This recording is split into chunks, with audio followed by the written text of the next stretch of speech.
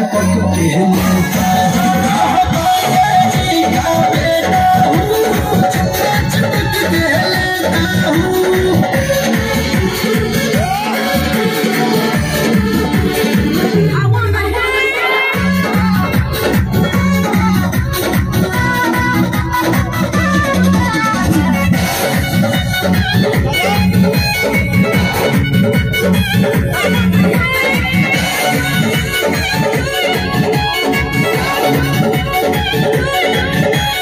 hot figure दिखला कर क्या तू जिगर को ललचा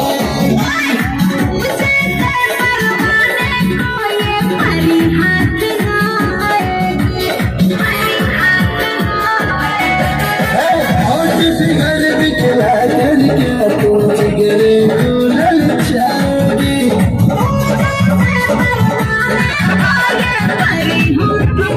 मेरे होठों का दम कर दे मेरे ये ऑफर में तुझको